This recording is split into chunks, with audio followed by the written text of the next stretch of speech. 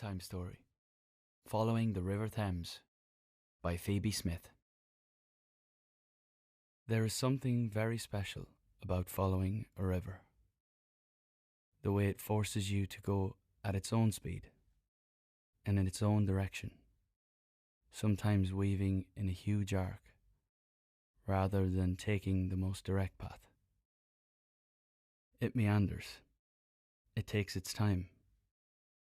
No matter whether you walk alongside it, swim in its rivers, or take to the surface on a kayak, canoe, or stand-up paddleboard, you are disconnecting from the frantic pace of everyday life and reconnecting with nature's timetable, soothing your senses and calming your mind.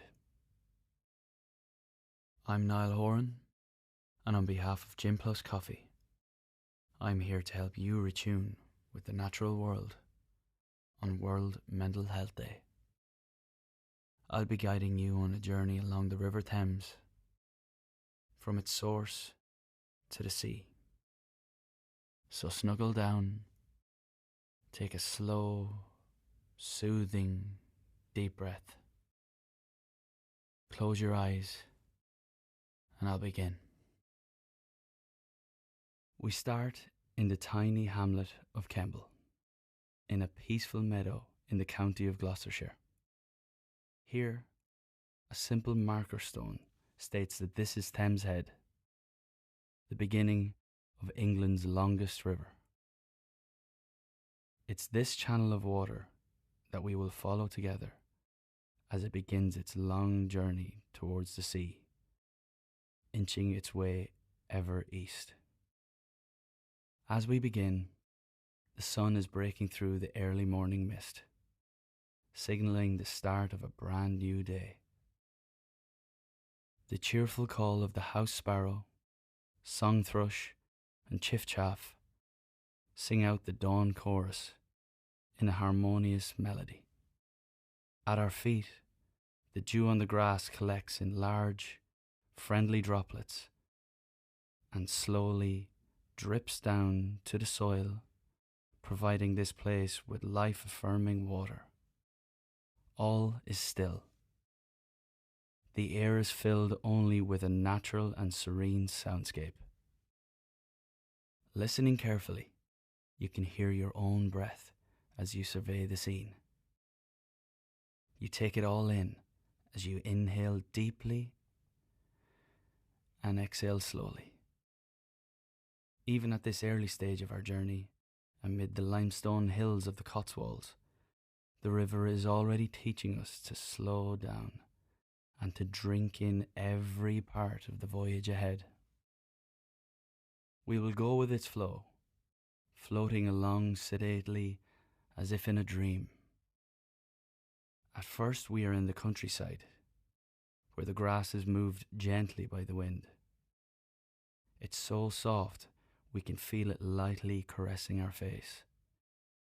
We wind through Cotswold Water Park, where 140 lakes pockmark the landscape, sparkling as though precious jewels in the early pink light of sunrise. Butterflies flutter delicately in the air as we trickle towards the first community on the river, Cricklade. This Wiltshire town is filled with buildings from as far back as the 13th century. Yet, as impressive as the man-made is, standing for many hundreds of years, the river that flows alongside it, our river, is much older still. We begin to curve north, slowly toward Lechlade-on-Thames, a market town on the border of the Cotswolds, where boaters navigate through locks watched over by the ancient spire on St. Lawrence's Church. This is also the place where we see the statue of Old Father Thames, the creator who sits overlooking his great waterway. As we pass by, the sound of a swan's feathered wings moving up and down through the air assures us of their comforting presence. Together we watch as these most graceful of birds skim the water with their feet. They take their time to come to a perfect long and slow glide, landing seemingly effortlessly alongside kayakers who dip their paddles into the water. They are, as we are, all languishing in the meditative quality that moving water can inspire. We float alongside more countryside, passing weirs, welcoming tributaries into this widening waterway and drifting beneath the strong stone bridges that span it. At Newbridge, the trees' leafy garlands festoon the edge of the river, draping their green finery like a curtain on its banks. People sit on the grass and watch the water move slowly by, while above, thick white clouds also drift amid the blue. From the small settlement, the river is headed to the city of dreaming spires, Oxford. But instead of taking what appears to be the most direct route, it instead does what rivers do best. It meanders in no particular hurry, cleaving its way northward in a great sweeping bow. Its route means it funnels through the banks shrouded with tall trees, past myriad meadowland filled with flowers, all the while chicaning in a serpent-like swirl as it slowly takes us into the outskirts of the home of royalty and scholars. Here the view of the trees becomes peppered with houses, little by little, until buildings outnumbered nature's own structures, and eventually we reach the rose-coloured Gothic spires of one of England's oldest cities. Amid the ornate stone landmarks of Christchurch Cathedral, Magdalen College, Bodleian Library, and the eight-sided cupola of the Sheldonian Theatre, all of which unite to create the classic Oxfordshire skyline, the Thames silently flows by. It is older than any man-made structure, having seen this urban centre develop from nothing at all. As Oxford, like many cities, has evolved and continues to change over time, it is somehow comforting to think that the river, our river, will keep flowing, unconcerned, on its never-ending journey towards the sea. Wooden punts make their way on its surface now, sliding along with each dip of the long pole, masterfully handled by its punter. Alongside are lines of hedgerows, home to birds including skylarks and yellowhammer, and river-dwelling animals, otters and water voles. Islands dot the water, where one in particular is swathed by willows, once used for weaving baskets and crafting carts, making use of nature's bounty. Wildflowers peep out from the long grass, the blooms of cuckoo flower visited by orange-tipped butterfly, who flutter mindfully and gracefully from one blossom to another. As our river moves out of the cityscape, spilling drop by drop towards its final goal, it is united with other waterways who trickle into it in braids. This time it's the River Och, which has made its own journey from the Vale of the White Horse, so called for the giant Bronze Age horse, drawn by our ancestors into the hillside using the naturally occurring upland chalk. With each watery addition, the determined Thames gathers strength to keep it moving, and we follow it to see it turn east now, towards the ancient abbey town of Abingdon. Now the river bends south, and then east once more, and as it does, the terrain begins to undulate in a series of peaks and troughs. These are the ripples of the Chiltern Hills, a cluster of chalk, clay, and grassland that crinkles and folds as though moulded by a wise and learned potter.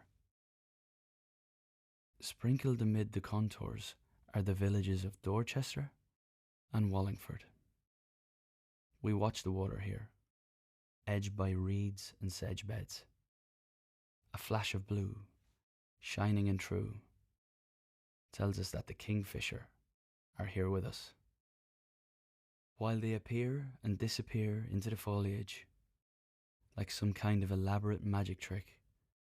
Above us, the orange and cream feathers on the wings of red kites float on the thermals as they move in concentric circles, surveying our scene from a truly unique perspective. As the river banks get steeper, we enter the ancient settlements of Goring and Streatley. These twin Victorian villages share the river, though one is in the county of Oxfordshire and the other in Berkshire. One sits on the edge of the Chilterns, the other on the North Wessex Downs. The river unifies them, flowing through what is known as the Goring Gap. We drift onwards, spilling out towards Pangbourne, the place that inspired the stories in Kenneth Grahame's The Wind and the Willows. A world he created where animals can talk and have journeys on the river just like us. We edge alongside the hills, now heading slightly north, to curve through the city of Reading, weave alongside Henley, where each year the river is filled with boats at the annual regatta, and finally through Marlow. Here we bear southeast once more, passing the eights that dot the waterway between here and Maidenhead. Our companion is the forest, that offers shade under the canopy of oak, sycamore, and beech trees. Beyond the arches of the market town is Royal Windsor, where the majestic castle sits and watches over us as we lazily glide by. We still have a way to go, but there is no rush. Instead, we take our cue from the ripples on the water surface and allow the pace to be set for us. One that is slow, unhurried, and gradual. We do not need to go quickly, as we know that we will, like the river we're following, get where we need to be. Passing by Runnymede, we spy the oldest tree by the water, and this is the signal, the natural marker, that Greater London is within reach. But despite the urban beginning to make its appearance once more, we do not need to be caught up in its energy, for our river will guide us safely through it and beyond. We begin to see settlements alongside Chertsey, Shepperton, and Teddington. And it is here that the slow, measured river now becomes a tidal waterway. Navigating into the capital city of London, the sun begins to set. The sky is filled with muted colours of orange, purple, and red. Lights on the buildings that line our channel, one by one, begin to glow. Dusk is upon us now, and while we can see the people moving around in the urban panorama, we ourselves remain separate from it. We acknowledge their pace, but we are observers only, and not part of that rushed world. Instead, we continue on as we have since the beginning, faithfully following our wise river, gently, gradually, and now pulled only by the tide. Soon the half-light has turned to night itself, and the darkness of the sky looks inky black against the luminosity of the metropolis. We drift on, passing the welcoming arms of Tower Bridge. We move slowly, mesmerised by the circular lights of the London Eye, and we gaze at the many shapes and curves of Canary Wharf's architectural wonders, each one appearing as an afterglow as we steadily make our way ever onwards. It's here where the swirls and bends of the river create an arching pathway towards the sea. Even though our destination is close now, we do not change our pace. We remain on course. We flow through the Thames barriers where our final section begins. From such small beginnings, this thread-like watercourse has now become a wide river. Above us, the moon is rising, its white beam now providing us with a comforting shimmer, lighting our way forwards, onwards. Its beauty hides its strength, one that is mighty enough to pull the tides. As we move, stars are our constant friends, and we lie back and watch them overhead. The land either side of us appears as an elaborate tapestry, a mosaic of marsh, beach, and sand. It is ever changing as the water ebbs and flows around it, sculpting it, shaping it, and creating something new every single time. The land will not resist. It will move with the water in perfect unison. And then it's here, upon us. The endless sea. To some, reaching this point after journeying all this way from the river source may seem like something of an ending. It is, after all, where we've been headed all this time. But the sea is just the beginning. For here, the river doesn't truly disappear. Rather, it simply merges with the very water that has flowed from its source before. It rejoins its own past to become something even bigger. And in this way, from the Cotswolds and the small, unassuming headwaters in a quiet Gloucestershire meadow, through the city of dreaming spires, beneath the chalk hillsides of the Chilterns, and alongside the twinkling lights of the city of London, this waterway is boundless, immeasurably beautiful, and truly and completely infinite.